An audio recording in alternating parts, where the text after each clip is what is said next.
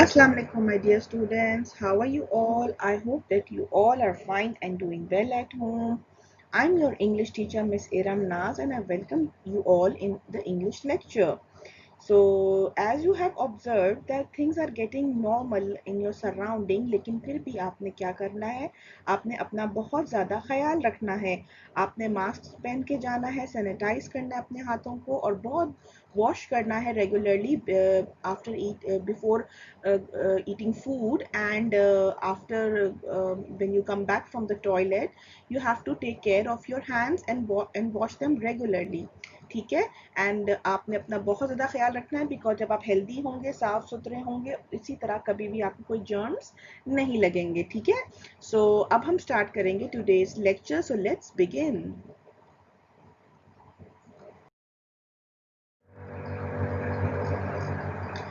G, my little ones, so what is our today's task? Today we will read a new unit on page number 23 of our Broadway workbook, and we will do the exercise of the same unit on page number 24, in which we will do two parts: learn to read and learn words. So grab your pencils, open your Broadway workbook, and let us begin.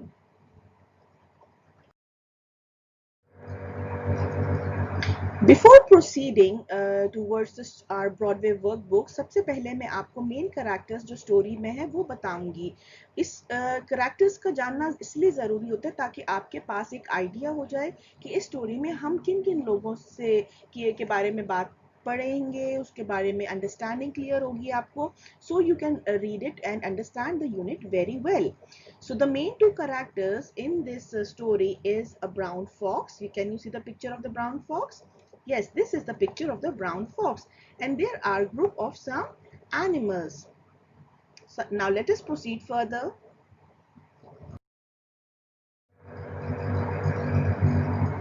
Unit number 4, the blue fox. Before beginning the reading in the Broadway workbook, मैं आपको एक छोटा सा brief outline दूंगी story में basically क्या हो रहा है, ताकि जब हम रीडिंग करें तो आपके माइंड में ये पिक्चर्स और ये इमेजेस क्लियर हों, ताकि आपको स्टेप बाय स्टेप बहुत इजीली वो स्टोरी समझ आ जाए। A brown fox saw a bucket of blue paint and fell into the bucket. आपने मेरे साथ साथ इसलिए रीड करना है ताकि आपको वो वर्ड्स का समझ आए। Let's begin again. A brown fox saw a bucket of blue paint and fell into the bucket. Can you see this picture? The brown fox fell into the blue paint that was in the bucket. Next, the fox's fur became blue. Fox का fur जो था यानी कि जो उसकी खाल थी, आप देखिए किस कलर की कन्वर्ट हो गई है। It's has changed into the blue colour.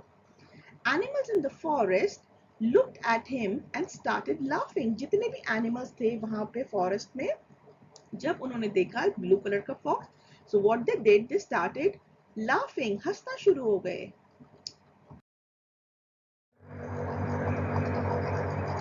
Ji, the fox said, fox ने उनसे कहा, डोंट लाफ एट मी, मेरे पे मत हंसे। Blue is the colour of the king, नीला रंग जो है वो बादशाहों का रंग है। You must bow before me, आपको मेरे सामने झुकना चाहिए। And bring me good things to eat, और मेरे लिए अच्छा अच्छा खाना लेकर आए। The animals thought that he was the real king. सारे जानवर सोचने लगे कि ये एक यूनिक कलर, एक डिफरेंट कलर का एक एनिमल है, एक डिफरेंट कलर का फॉक्स है, तो हो सकता है कि ये एक रियल किंग हो। They bowed before him, वो सारे एनिमल्स उसके सामने झुके and gave him good things to eat, और उसको बहुत सारा खाना दिया खाने के लिए। One day, एक दिन, it rained, बारिश होने शुरू हो गई। The rain washed the paint of the fox. जितना भी पेंट, ब्लू पेंट उसकी बॉडी पे लगा था, वो पानी की, बारिश के पानी की वजह से वो सारा उतर गया। And it became brown again, और वो ब्लू फॉक्स किस में वापस चला गया, किस में कन्वर्ट हो गया, अपने ओरिजिनल कलर में, ब्राउन कलर में। The animals became angry, सारे जानवर गुस्से में आ गए, and chased him out of the forest, और उसको भगा दिया कहां से, जंगल में से, जहां वो ये राज कर रहा था। है ना ये इंटरेस्टिंग स्टोरी कितनी। देखिए हम आगे प्रोसीड करते हैं, आगे आपको इसके बारे में क्या जानने को मिलेगा। Let's proceed.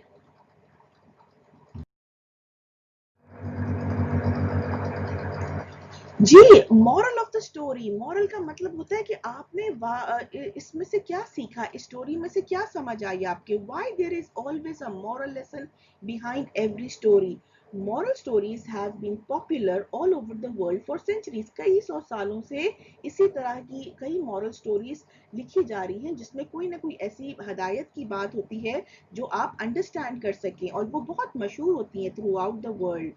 Storytelling through personification of non-human characters is particularly interesting to young minds and to all the human kinds in general. जब हम कोई स्टोरी बता रहे होते हैं और किसी चीज का हम जब बता रहे होते हैं थ्रू रेफरेंस, चाहे वो कोई एनिमल है, चाहे वो कोई भी जानदार लिविंग थिंग या नॉन लिविंग थिंग्स है, तो उससे ये क्या होता है कि जो यंग माइंड्स होते हैं उनके माइंड में एक इंटरेस्ट डेवलप हो जाता है, वो इंटरलिंक करना शुरू हो जाते हैं एक दूसरी चीजों से कि हाँ हमारे सराउंडिंग में भी ऐसी चीज है, एक ऐसी चीज है। तो उनके छोटे छोटे माइंड में एक इमेजिनेटेड कैरेक्टर्स बन जाते हैं और उन कैरेक्टर्स के साथ वो बहुत इजीली उस बात को अंडरस्टैंड कर पाते हैं।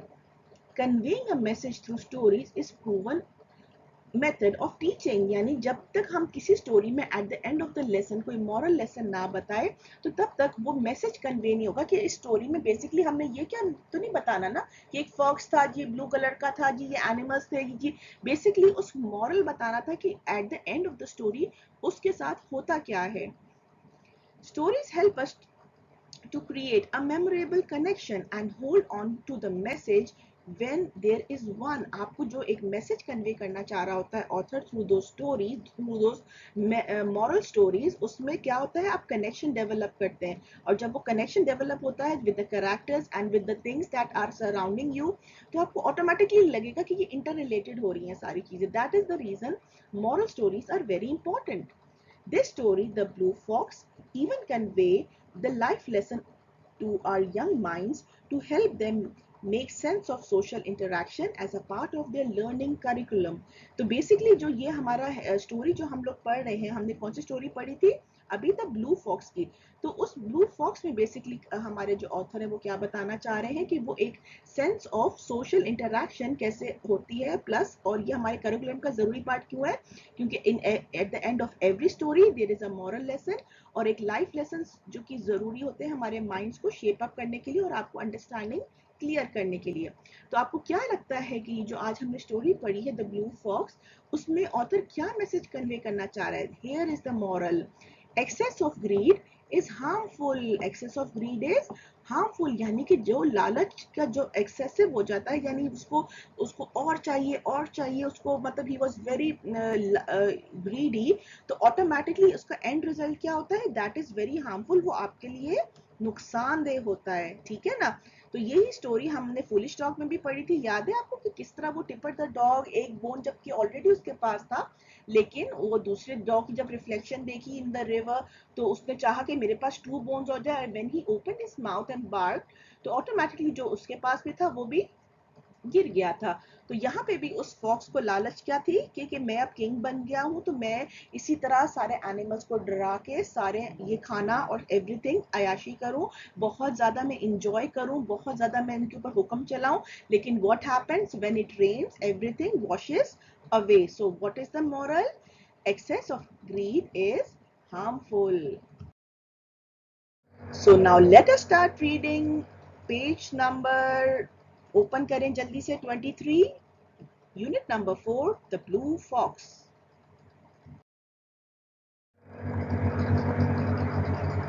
Ji, my dear ones, over here you can see the Broadway workbook, page number 23.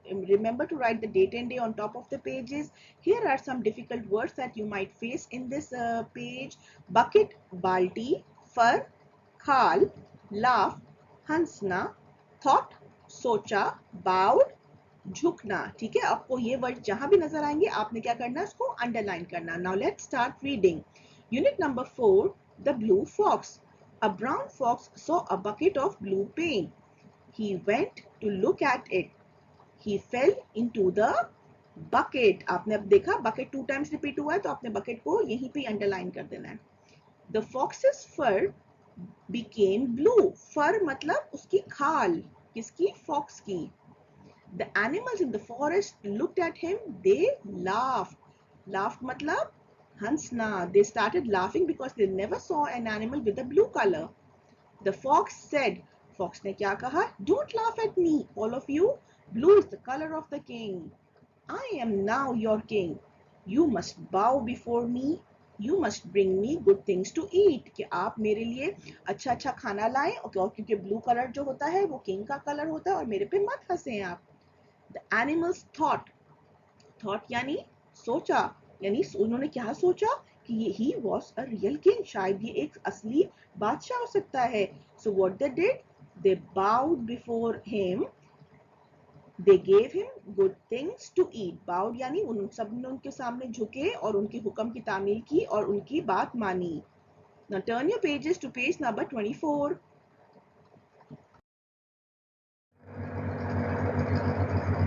Yeah, my dear ones. So this is your page number 24. Again, you write the short date on top of the pages. So here are the difficult words again in this page. Rained, बारिश हुई. Washed, धोया. Lied, झूठ बोलना. Chased, पीछा किया. Let's continue the story. Then one day it rained. एक दिन फिर क्या हुई? बारिश हुई. The rain washed the paint of the fox. Washed यानी कि रेन के पानी से क्या हुआ? सारा ब्लू कलर जो उसके ऊपर था वो सारा वॉश अवे हो गया. The blue fox became brown again. वो जो ब्लू कलर का फॉक्स था वो किस में कलर उसका ओरिजिनल कलर ब्राउन में कन्वर्ट हो गया. The angry animal said, सारे आज जो जानवर थे उनको गुस्सा आ गया. You lied to us. Lied यानी आपने हमसे झूठ बोला. You are not a king. आप बादशाह नहीं हैं. Go away. यहाँ से चले जाएं. And they chased him. Chased पीछा किया. Out of the forest और उसको जंगल से बाहर निकाल दिया भगा भगा के. है ना कितनी इंटरेस्टिंग स्टोरी ये. Now let's proceed with the exercise part.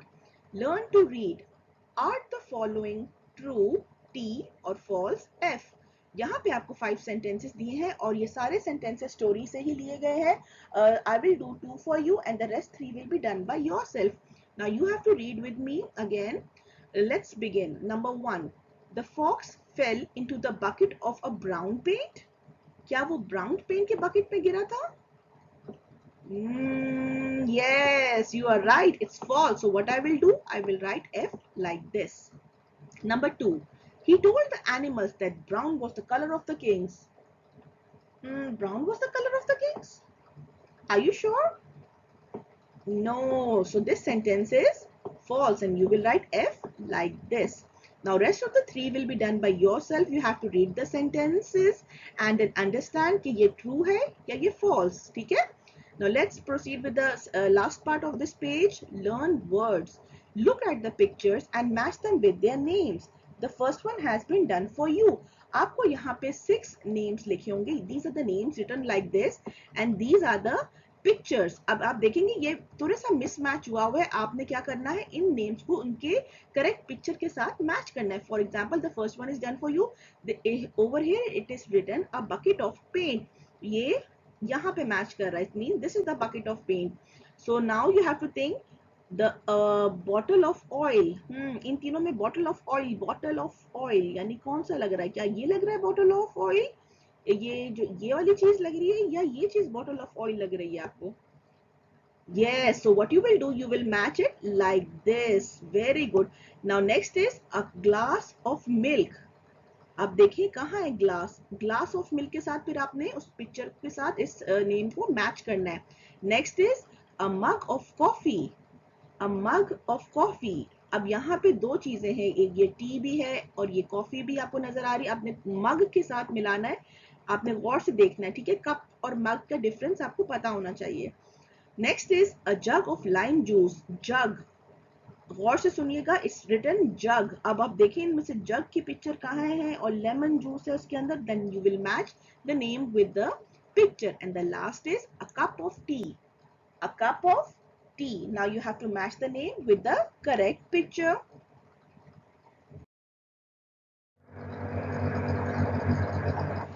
My dear one, so let's take a quick wrap up. What we did, we read page number 23 and 24 of our Broadway workbook and we did the exercise part, learn to read and learn words. Do your work neatly and carefully, and don't forget to write the date and day on top of the pages. And I wish you good luck always. That's all, my dear students. Don't forget to like and subscribe our YouTube channel and press the bell icon for new updates and notification. This is Miss Iramna signing off. Inshallah, I'll see you in my next lecture. Allah Hafiz.